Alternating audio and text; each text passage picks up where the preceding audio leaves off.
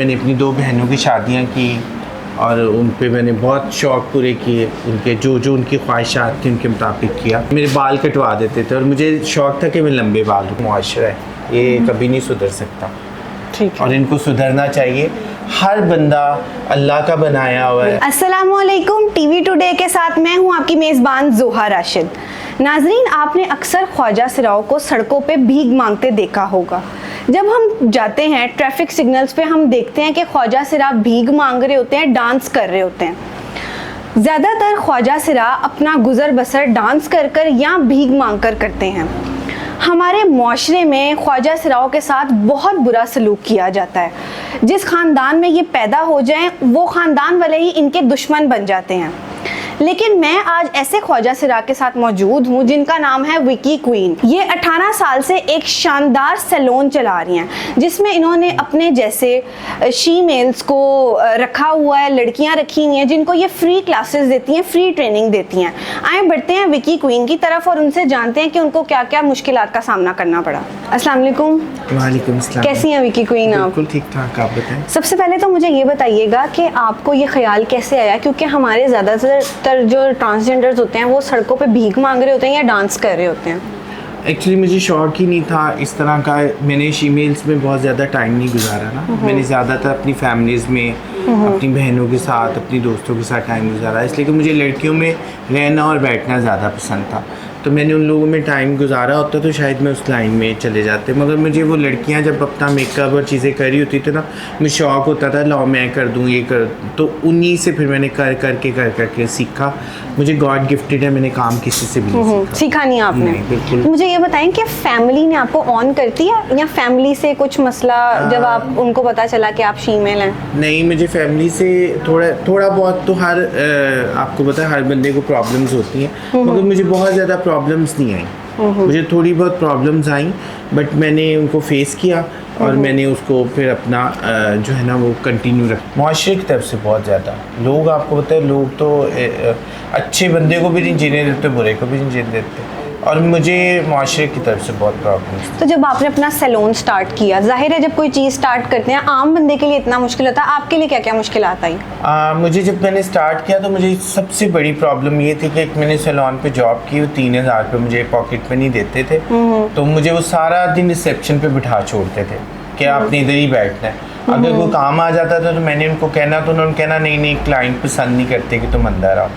तो फिर मैंने बहुत ज़्यादा, वो फेस मेरा बुरा था कि मैंने बहुत स्ट्रगल और बड़ी तकलीफ़ से वो टाइम गुजारा। आपको पता है सुबह से शाम तक एक जगह पे स्टिल बैठना और कितना मुश्किल, मगर वो मेरा जज्बा था कि मैंने ये काम सीखना है और मैंने उसको एक मकसद बनाया कि मैंने इस काम में अपना एक नाम बनाना है। सो मैंने आज आपके सामने।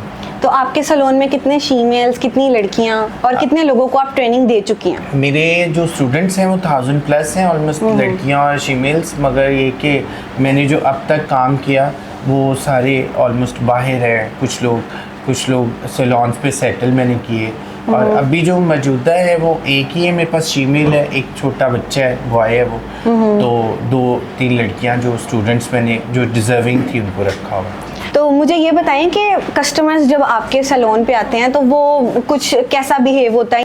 एक्चुअली क्लाइंट्स को ना, मुझे 18 साल हो गए इसी मार्केट में और इसी प्लाजे में बैठे हुए, तो लोगों को अब पता चल चुका है। तो लोग मेरे साथ बहुत कंफर्ट लेवल समझते हैं, बल्कि वो किसी लड़की से काम कराने से पहले ना वो कहते नहीं आप खुद करो, क्योंकि मैंने अब लड़कियां इतनी ट्रेन कर दी हैं, इतना काम वो कर रही हैं, तो मेरी लड़कियों का खुदा का शुक्र है कि बहुत नाम है और बहुत अच्छा करती हैं। विकी, मुझे ये बताइएगा कि कभी कोई ऐसा मोमेंट या कभी कोई ऐसा वाक़या जो आपके जहन में हो और आप ये सोचती हैं कि काश मैं ख्वाजा सिरा ना होती? हाँ, मुझे अभी भी लगता है कि मुझे लड़की होना चाहिए था। क्यों, ऐसा क्यों लगता है?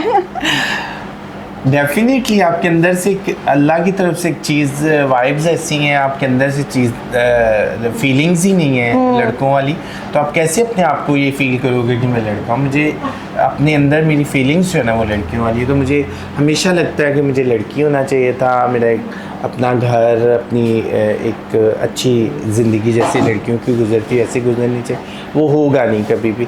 मगर अब मैंने अपने जज्बात को काबू में कर ली।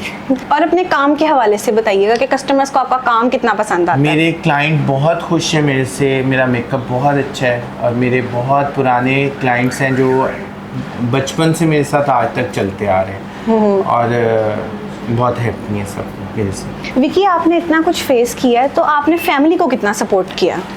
मैंने अपनी फैमिली के लिए तो सब कुछ किया, इसलिए कि हम लोग बहुत नॉर्मल फैमिली से थे, हम लोग इतनी बहुत अमीर नहीं थे। तो मुझे हमेशा शौक़ होता था कि मेरी बहनों को जो शौक़ है ना वो मैं पूरे होने चाहिए उनके, इसलिए कि आपको पता है जो नॉर्मल फैमिलियाँ होती हैं वो इतना शौक़ नहीं पूरा कर सकती। फिर मैंने बहुत मेहनत की, मैंने उनके लिए सब कुछ किया और आज भी उनके लिए सब कुछ कर रही हूँ। और मैंने अपनी 2 बहनों की शादियाँ की और उन पे मैंने बहुत शौक़ पूरे किए, उनके जो उनकी ख्वाहिशात थी उनके मुताबिक किया। तो आपके फादर मदर ने आपको कितना सपोर्ट किया? मेरी मदर ने बहुत सपोर्ट किया, मेरे अब्बू भी मुझे बहुत शुरू में थोड़ा करते होते थे तंग मुझे बहुत ज़्यादा, कि मेरे बाल कटवा देते थे और मुझे शौक़ था कि मैं लंबे बाल रखूँ और मेरे अब्बू मेरे बाल कटा, मैंने 2 दिन बेड के नीचे घुस जाना और मैंने निकलना ही नहीं बाहर, मैंने कहा था नहीं मेरे बाल क्यों कटाए। फिर उसके बाद मेरे अब्बू थोड़े नॉर्मल हो गए, उन्होंने फिर मुझे ना कभी मैंने लड़कों वाले कपड़े पहन लेने ना वैसे नॉर्मल घर में, तो उन्होंने मुझे मना करना कि तुमने ये क्यों पहने हैं, तुम्हें बिल्कुल अच्छे नहीं लगते, तुम अपने कपड़ों में ही अच्छे लगते हो।